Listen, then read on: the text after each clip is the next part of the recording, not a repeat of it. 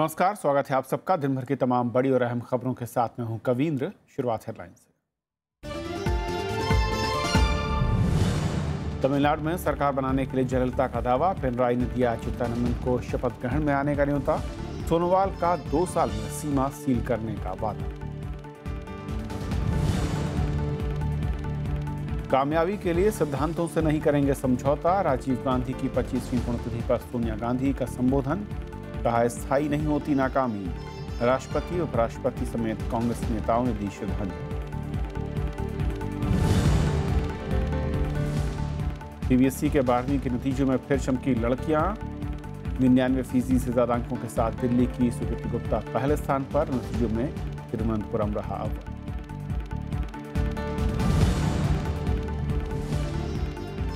पारे ने किया उत्तर से लेकर दक्षिण को हाल बेहाल। पनौदी में 51 डिग्री पहुंचा तापमान। टूटे अब तक के सभी रिकॉर्ड। दक्षिणी राज्यों से टला दोनों तूफान।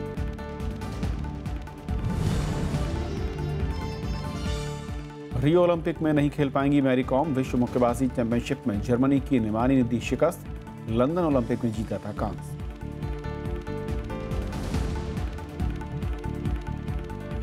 तमिलनाडु की मुख्यमंत्री जे जयललिता ने आज सरकार बनाने का दावा पेश किया। वहीं कांग्रेस नेताओं ने एम करुणानिधि से मुलाकात की। केरल के नए मुख्यमंत्री बनने वाले पिनराई विजयन ने वीएस अच्युतानंदन से मुलाकात की। एआईएडीएमके विधायक दल की नेता चुने जाने के एक दिन बाद जे जयललिता ने शनिवार को राज्यपाल के रोसैया से मुलाकात की। उन्होंने राज्यपाल के सामने सरकार बनाने का दावा पेश किया। उधर तमिलनाडु प्रदेश कांग्रेस अध्यक्ष ईवीकेएस एलएनगोवन और महासचिव मुकुल वासनिक ने डीएमके प्रमुख एम करुणानिधि से मुलाकात की। चुनाव में धन बल के प्रयोग के डीएमके के आरोप के बाद ये मुलाकात हुई। There are many questions which have been raised in different parts of Tamil Nadu about the malpractices which may have taken place, but these are issues which may have to be gone in. उधर केरल में CPM नेता पिनराई विजयन की अगुवाई में LDF सरकार बुधवार को शपथ लेगी। विजयन ने शनिवार को वीएस अच्युतानंदन से मुलाकात की और शपथ ग्रहण समारोह में शामिल होने का न्योता दिया। अच्युतानंदन ने कहा कि वो केरल की जनता के लिए चौकीदारी करते रहेंगे। विजयन ने ओमन चांडी से भी मुलाकात की। മുഖ്യമന്ത്രിയായിരുന്ന ഉമ്മൻചാണ്ടിയുമായിട്ട് സൗഹൃദം പങ്കിട്ടു എന്നതേ ഉള്ളൂ. പുതിയ ഗവൺമെന്റ് വരുമ്പോൾ ഞങ്ങൾ തമ്മിൽ സംസാരിക്കേണ്ട കാര്യങ്ങൾ സംസാരിക്കുകയും ചെയ്തു. इस बीच असम में बीजेपी विधायक दल की बैठक रविवार को होगी। इसमें सर्बानंद सोनोवाल को नेता चुना जाएगा। पीटीआई को दिए इंटरव्यू में सोनोवाल ने घुसपैठ रोकने को प्राथमिकता बताया है। उन्होंने कहा कि बांग्लादेश से लगी सीमा 2 साल के भीतर सील कर दी जाएगी। साथ ही निवासियों की पहचान के लिए नेशनल रजिस्टर ऑफ सिटीजन्स बनाने का काम भी प्राथमिकता के साथ पूरा किया जाएगा। Bureau report, Rajya Sabha TV. DMK ने तमिलनाडु से राज्यसभा के लिए उम्मीदवारों का ऐलान कर दिया है। पार्टी प्रवक्ता टीकेएस इलानकोवन और संगठन मंत्री आरएस भारती को प्रत्याशी बनाया गया है। राज्य की 6 सीटों पर 11 जून को चुनाव होना है। विधानसभा में मौजूद स्थिति के हिसाब से डीएमके 2 सीटें जीत सकती है। वहीं 4 सीटें एआईएडीएमके को मिलने की उम्मीद है। केंद्रीय स्वास्थ्य मंत्री जेपी नड्डा ने कहा है कि राष्ट्रीय मेडिकल पात्रता परीक्षा यानी नीट लागू हो चुका है और निजी मेडिकल कॉलेज इसके दायरे में है। कांग्रेस ने नीट लागू करने को लेकर सरकार की मंशा पर सवाल खड़े किए थे। इसके जवाब में जेपी नड्डा ने कहा कि इस गंभीर विषय पर राजनीति नहीं होनी चाहिए और सरकार राज्यों की चिंताओं और सुप्रीम कोर्ट के आदेश को ध्यान में रखकर रास्ता निकालने की कोशिश कर रही है। एक ऐसे सेंसिटिव मैटर पर राजनीतिकरण हो, इस पर राजनीति नहीं होनी चाहिए। जो प्राइवेट मेडिकल कॉलेजेस हैं वो नीट के दायरे के अंतर्गत ही आएंगे, इसलिए वो जो स्पिरिट है उस स्पिरिट को हम पूरा का पूरा फॉलो कर रहे हैं। मैं आपके माध्यम से सबको आश्वस्त करना चाहता हूं कि न्याय संगत तरीके से प्रैक्टिकली इसको कैसे पूरा किया जा सकता है वो करने का प्रयास कर रहे हैं। देश में करीब 20 करोड़ 24 लाख हिंदू परिवार रहते हैं। मुस्लिम परिवारों की संख्या 3 करोड़ 12 लाख है, जबकि ईसाई परिवारों की संख्या 63 लाख है। 2011 की जनगणना से आंकड़े सामने आए हैं। देश में 51 लाख सिख परिवार हैं और 19 लाख जैन परिवार। देश में कुल परिवारों की संख्या 24 करोड़ 88 लाख है। हिंदू परिवार में औसत 4.9 लोग तो मुस्लिम परिवार में 5.6 लोग रहते हैं। वहीं ईसाई परिवार में 4.5 और सिख परिवार में 5.1 और जैन परिवार में 4.8। ईसाइयों में 17.4% परिवारों में मुखिया महिलाएं हैं, जो सबसे अधिक है।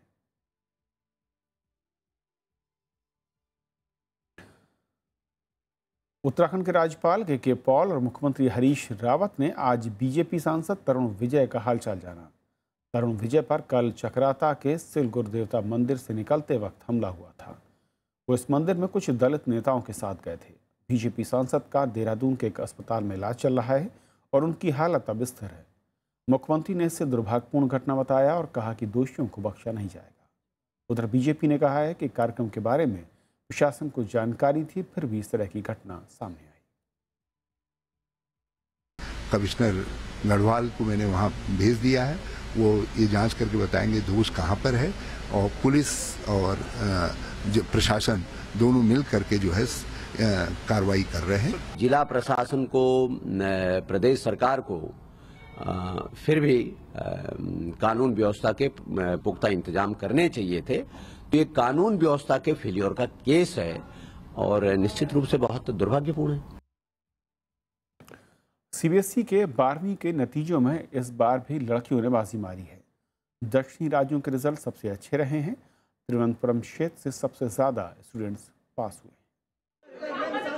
सीबीएसई की 12वीं की परीक्षा में पहला स्थान हासिल करने वाली सुकृति गुप्ता को ये सफलता कड़ी मेहनत के बाद मिली। सुकृति को कुल 500 अंकों में से 497 अंक मिले हैं। इस साल परीक्षा में 10,65,179 छात्र बैठे थे। इनमें से 83% सफल रहे। लड़कियों में 88.58% छात्राएं सफल रहीं, जबकि लड़कों में 78.85%। कंसेप्ट्स क्लियर रखो, पाइल ऑन मत करो चीजों को, जो चीज नहीं समझ आ रही उसी टाइम पे समझो। And it's difficult, it's gonna get difficult, but then अगर आपने मेहनत किया तो एंड में you will be happy. CBSE के मुताबिक तिरुवनंतपुरम क्षेत्र से सबसे ज्यादा 97.61% परीक्षार्थी सफल हुए। इसके बाद चेन्नई से 92.63% बच्चे पास हुए।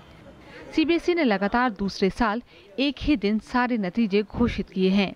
रिजल्ट की जहां तक हम बात करें तो 1.02% रिजल्ट जो है उसमें बढ़ोतरी हुई है लास्ट ईयर से। लास्ट ईयर 82% रिजल्ट रहा था, इस दफ़ा 83.2, तो बढ़ोतरी तो है और ये अच्छे आसार हैं। बच्चों को इस साल से डिजिटल प्रमाण पत्र मिलेगा। बच्चों को डिजिटल लॉकर की जानकारी उनके रजिस्टर्ड मोबाइल नंबर पर एसएमएस से मिलेगी। सीबीएसई की परीक्षा 1 मार्च से 26 अप्रैल के बीच हुई थी। अनु दीवान, राज्यसभा टीवी। प्रधानमंत्री नरेंद्र मोदी कल ईरान की 2 दिन की यात्रा पर रवाना होंगे। भारत और ईरान के आपसी संबंधों और व्यापारिक भागीदारी के मद्देनजर प्रधानमंत्री की यात्रा बेहद अहम मानी जा रही है। प्रधानमंत्री की यात्रा से पहले देश के पेट्रोलियम कंपनियों ने ईरान का बकाया $6.4 बिलियन की पहली किस्त को अदा कर दिया। प्रधानमंत्री की ईरान यात्रा के दौरान चाबहार बंदरगाह के पहले चरण के विकास के लिए समझौते पर हस्ताक्षर होंगे। यात्रा के दौरान प्रधानमंत्री ईरान के सर्वोच्च धार्मिक नेता अयातुल्ला अली खामनेई और राष्ट्रपति हसन रूहानी से मुलाकात कर कई और अहम मसलों पर चर्चा करेंगे। The Prime Minister will call on the Supreme Leader of Iran and will hold talks on a wide range of subjects of mutual interest with President Dr. Rouhani. India and Iran share long-standing civilizational ties. Iran is situated in India's extended neighborhood and the two countries have significant overlap in their economic and security space.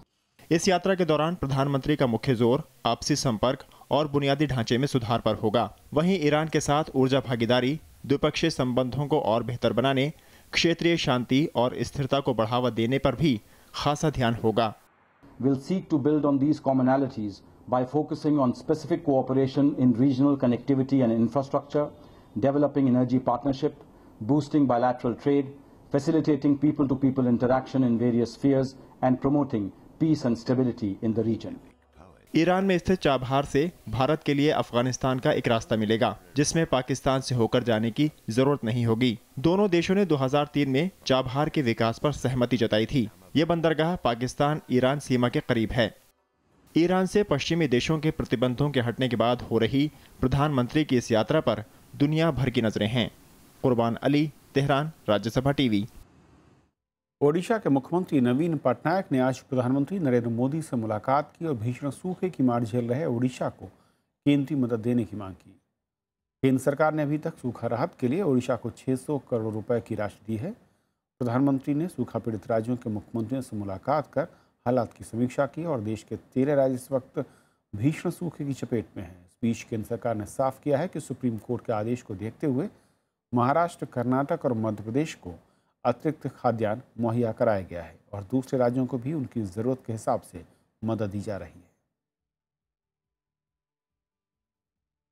Jammu Kashmir के कुपवाड़ा में आज सेना ने 5 आतंकियों को मार गिराया। रक्षा प्रवक्ता कर्नल SD गोस्वामी ने इस बात की जानकारी दी। जवानों और मुठभेड़ आतंकियों के बीच ये मुठभेड़ दुर्गमल्ला में हुई। इलाके में आतंकियों के छिपे होने की सूचना के बाद सर्च ऑपरेशन शुरू हुआ और उसके बाद आतंकियों ने गोलीबारी शुरू की। जवाबी कार्रवाई में 5 आतंकी मारे गए। इस मुठभेड़ में सेना के 2 जवान घायल हुए हैं। आतंकियों के पास से हथियार बरामद हुए। और फिलहाल एक ब्रेक और ब्रेक के उस पार कुछ और खबरें।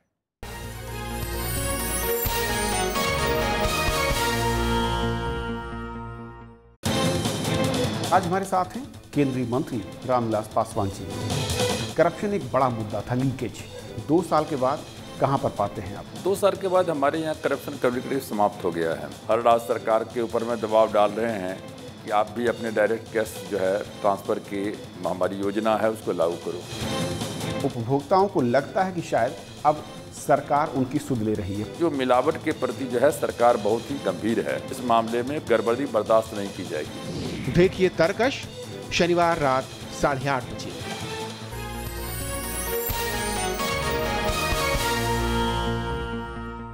कांग्रेस अध्यक्ष सोनिया गांधी ने पार्टी कार्यकर्ताओं से पार्टी के बुनियादी सिद्धांतों पर कायम रहने की सलाह दी है। दिल्ली में पूर्व प्रधानमंत्री राजीव गांधी की 25वीं पुण्यतिथि के मौके पर उन्होंने कहा कि राजीव गांधी के विचार हमेशा कायम रहेंगे।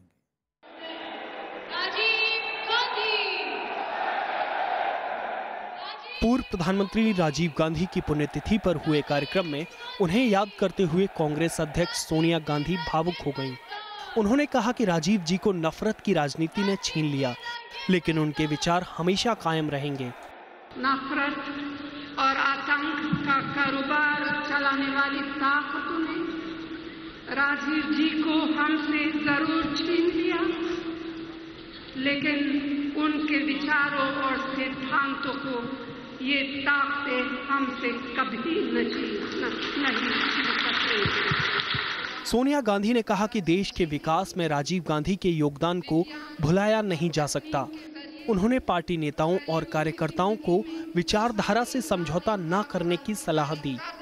बुनियादी उसूलों को भुलाकर हासिल की गई कोई भी सफलता कभी ज्यादा दिन नहीं टिकती है। इस मौके पर कांग्रेस महासचिव दिग्विजय सिंह ने देश को गुमराह करने वाली ताकतों से बचने की सलाह दी। साथ ही उन्होंने पार्टी नेतृत्व से युवाओं को ज्यादा जिम्मेदारी देने की हिमायत की। आज उनको हमें समझना पड़ेगा, युवाओं के एस्पिरेशंस को हमको समझना पड़ेगा कि आज युवाओं के हाथ में हमें बागडोर सौंपनी पड़ेगी, इसके अलावा कोई रास्ता नहीं है। ये पहला मौका था जब पूर्व प्रधानमंत्री राजीव गांधी की पुण्यतिथि पर सोनिया गांधी ने पार्टी कार्यकर्ताओं को संबोधित किया है। युवक कांग्रेस की ओर से आयोजित कार्यक्रम में पार्टी के कई वरिष्ठ नेता और बड़ी तादाद में पार्टी कार्यकर्ता शामिल हुए। नवविक्रम सिंह, राज्यसभा टीवी। और राजीव गांधी की आज 25वीं पुण्यतिथि के मौके पर दिल्ली में उनकी समाधि स्थल वीरभूमि पर भावभीनी श्रद्धांजलि दी गई। राष्ट्रपति प्रणब मुखर्जी और उपराष्ट्रपति मोहम्मद हामिद अंसारी ने श्रद्धांजलि अर्पित की। राजीव गांधी की पत्नी और कांग्रेस अध्यक्ष सोनिया गांधी, राहुल गांधी, प्रियंका वाड्रा के अलावा कांग्रेस के कई वरिष्ठ नेता यहां पर मौजूद थे।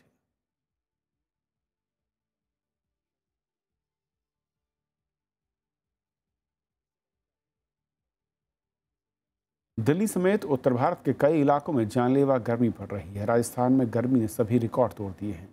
राज्य के फलौदी के में पारा 51 डिग्री तक पहुंच चुका है। वहीं गुजरात में गर्मी ने 100 साल का रिकॉर्ड तोड़ दिया। राजस्थान के फलौदी में गर्मी ने पिछले सारे रिकॉर्ड तोड़ दिए हैं। फलौदी में तापमान 51 डिग्री तक पहुंच चुका है। यहां दर्ज तापमान देश में अब तक का सबसे ज्यादा तापमान है। वहीं राजस्थान के दूसरे इलाकों में लोग गर्मी से बेहाल हैं। भीषण गर्मी पड़ रही है, 55 से ऊपर तापमान है। गवर्नमेंट की तरफ से कोई साधन नहीं है, कोई राहत नहीं है। स्थानीय नागरिकों के द्वारा छिड़काव किया जा रहा है, कार्यकर्ता छिड़काव कर रहे हैं, लेकिन पब्लिक की हालत बहुत खराब है। पड़ोसी राज्य गुजरात में भी गर्मी से लोगों का बुरा हाल है। ज्यादातर इलाकों में तापमान 45 डिग्री पार कर चुका है। 47 डिग्री टेम्परेचर हो गया, मैंने सुनने में आया है। और दोपहर में हम निकल नहीं पाते हैं, बट काफी सारे काम दोपहर में करने होते हैं, तो बहुत दिक्कत हो रही है। अहमदाबाद में गर्मी ने 100 साल का रिकॉर्ड तोड़ दिया है। मौसम विभाग ने चेतावनी दी है कि आगे भी गर्मी का कहर जारी रहेगा। अहमदाबाद में 100 इयर्स रिकॉर्ड ब्रेक हुआ है। उसका कारण ये है कि स्टेट कम्प्लीटली ड्राई था और विंड नॉर्दर्ली था। इसकी वजह से हवा पूरा गुजरात आपका राजस्थान से ड्राई और हॉट एयर आ रहा था। इसकी वजह से गुजरात में काफी हीट बढ़ गई और टेम्परेचर हाईएस्ट गई। गर्मी से बचने के लिए लोग चेहरे को कपड़े से लपेटकर बाहर निकल रहे हैं। मौसम का बदलता मिजाज, तेजी से बढ़ रहे शहरीकरण और प्रदूषण की वजह से है। Bureau report, Rajya Sabha TV. सूखे की मार झेल रहे मराठवाड़ा के लातूर से आज जल हल पदयात्रा शुरू हुई। ये 10 दिन बाद बुंदेलखंड के महोबा में खत्म होगी। इसका मकसद सूखे को लेकर सुप्रीम कोर्ट के आदेश की जानकारी और सूखे से निपटने के लेकर लोगों को जागरूक करना है। भारत माता की जय। शेतकरी मजदूर एकता जिंदाबाद जिंदाबाद जिंदाबाद। मराठवाड़ा से शुरू हुई ये जल हल पदयात्रा सूखे और पानी की मार झेल रहे लोगों का दर्द बांटने की कोशिश है। महाराष्ट्र के लातूर से शुरू होकर ये यात्रा 31 मई को बुंदेलखंड के महोबा में खत्म होगी। इस दौरान ये लोग महाराष्ट्र, मध्य प्रदेश और उत्तर प्रदेश के कई गांवों में जाकर लोगों को सूखे से निपटने के लिए जागरूक करेंगे। गांव-गांव में पैदल जा रहे हैं, लोगों के पास सूचना लेके जा रहे हैं सुप्रीम कोर्ट के आदेश के बारे में। लोगों के पास संकल्प लेके जा रहे हैं कि हम आगे से भूख और प्यास से इस देश से दुष्काल में किसी को पीड़ित नहीं होने देंगे। पदयात्रा में जल बिरादरी के राजेंद्र सिंह भी शामिल हैं। उनका कहना है कि सरकार की अनदेखी, अनियोजित विकास और जल प्रबंधन की कमी के चलते हालात इतने खराब हुए हैं। इसके लिए अब लोगों को आगे आना होगा। ये जो विकास का दौर हमारे देश में चला, इसने विनाश किया, इसने विस्थापन किया, इसने बेपानी बनाया। यहाँ पर कितनी बारिश होती है, इस बारिश का पानी यदि ठीक से रोका जाता तो लातूर कदाचित बेपानी न होता। तो हमें पानी के उपयोग की दक्षता बढ़ानी होगी। जल हल पदयात्रा का मकसद सूखे की जमीनी हकीकत को समझना और सुप्रीम कोर्ट के फैसले की जानकारी देना है। साथ ही अदालत के आदेश के क्रियान्वयन की निगरानी के लिए स्थानीय समितियां बनाई जाएंगी। देश के 13 राज्य भीषण सूखे की चपेट में हैं। इसमें मराठवाड़ा और बुंदेलखंड के हालात सबसे ज्यादा खराब हैं।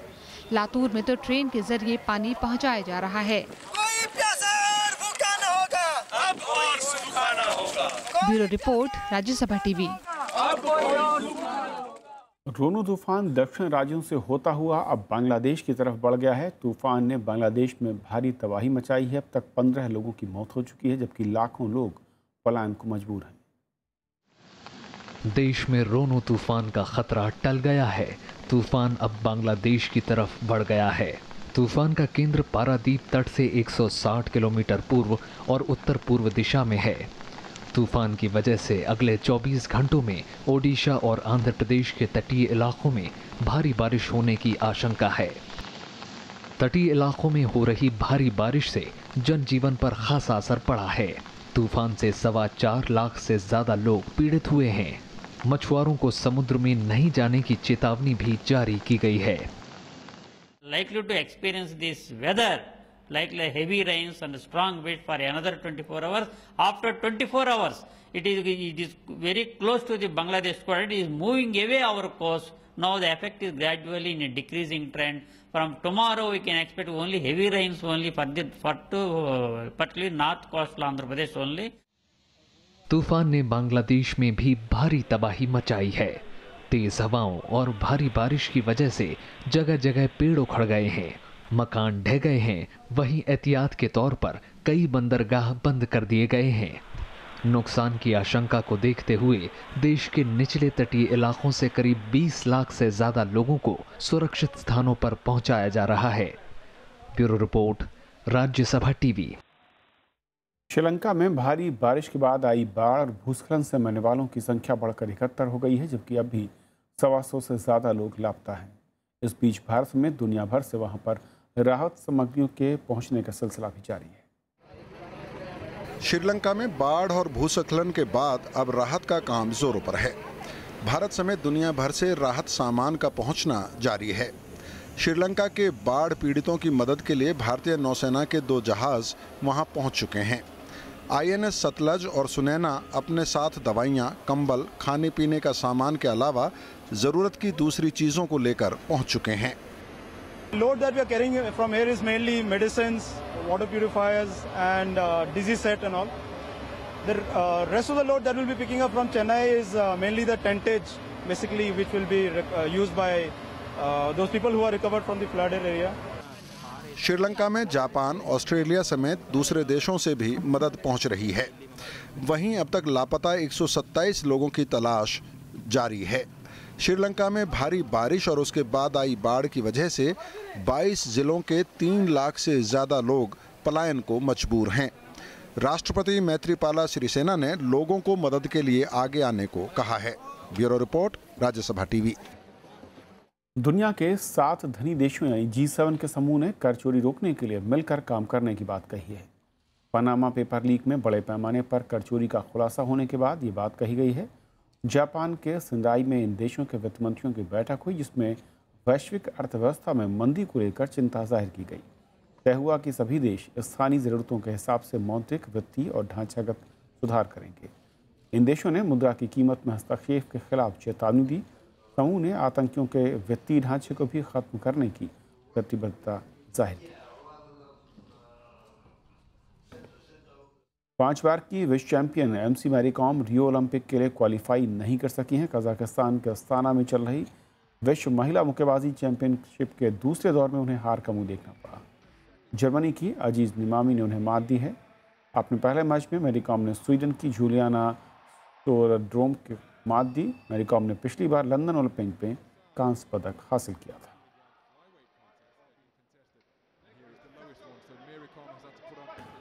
मध्य प्रदेश की धर्मनगरी उज्जैन में सिंहस्थ कुंभ के अंतिम शाही स्नान में शिप्रा नदी में डुबकी लगाने के लिए लाखों श्रद्धालु पहुंचे।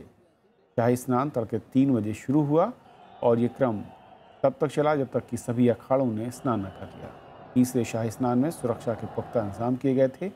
1 महीने तक चले इस धार्मिक उत्सव में प्रधानमंत्री नरेंद्र मोदी समेत कई बड़े नेताओं ने हिस्सा लिया।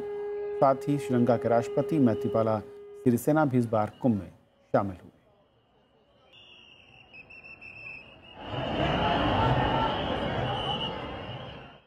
और आखिर में कुछ और बड़ी खबरें संक्षेप में।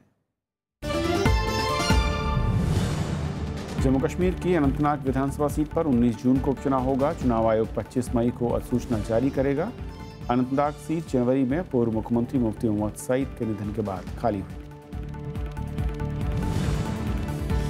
प्रधानमंत्री नरेंद्र मोदी कल मन की बात कार्यक्रम के जरिए देश को संबोधित करेंगे। इसका प्रसारण हर बार की तरह सुबह 11 बजे ऑल इंडिया रेडियो पर होगा। दिल्ली के मुख्यमंत्री अरविंद केजरीवाल ने बिजली कटौती की शिकायतों पर DERC को निर्देश जारी किए हैं। केजरीवाल ने कहा कि अगर बिना शेड्यूल बिजली कटौती होती है तो इसे 2 घंटे के भीतर ठीक किया जाए और ऐसा न होने पर उस इलाके के निवासियों को हर्जाना बिजली कंपनियां दें। अंडरवर्ल्ड डॉन दाऊद इब्राहिम के संपर्क में आने की खबर के बाद आम आदमी पार्टी ने महाराष्ट्र के मंत्री एकनाथ खड़से का इस्तीफा मांगा है। खड़से ने इन आरोपों को पूरी तरह बेबुनियाद बताया। एनआईए ने पश्चिम बंगाल के बर्दवान ब्लास्ट मामले में सप्लीमेंट्री चार्जशीट दाखिल कर दी है, जिसमें जमात मुजाहिदीन बांग्लादेश के 2 आतंकियों पर आरोप तय किए गए हैं।